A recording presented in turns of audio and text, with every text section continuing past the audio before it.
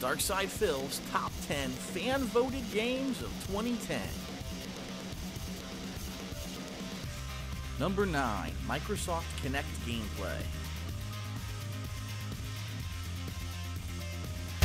I think everyone knew that when the Microsoft Kinect came out, it was going to be a big gamble, especially in my setup. You know, my condo isn't giant, and being that it says it needs at least 6 to 8 feet of room, it was definitely going to be a hit or miss, and that's exactly what it ended up being. Whether it was my setup of the camera, which was absolutely horrendous, the camera falling off the top of my TV, my purchase of a universal mount that was not so universal because it didn't even fit my setup, and then all the difficulties I had with games like Sonic Riders and Kinectimals, it was pretty funny to watch. But I think overall the thing that fans liked the best was obviously my playthroughs of Dance Central, and in particular the freestyle modes, which basically I tried to improvise as much as possible, and ended up being some of the most hilarious things of this year, including the King of Dance, You're the Man Now dog, which was actually set up and was the most popular You're the Man Now dog for several days, until finally the site went down for maintenance and it finally trailed off. So pretty cool.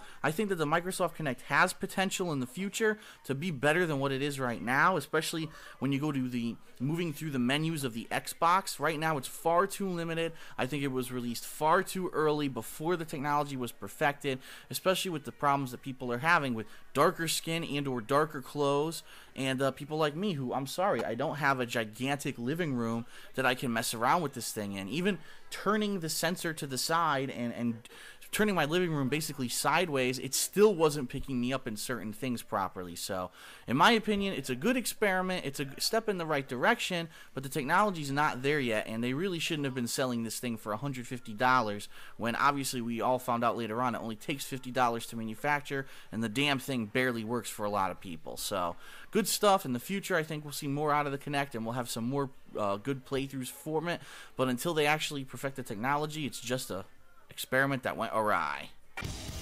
Coming up, we return to the world of a beloved character in a not-so-paint-by-numbers sequel that surprised many.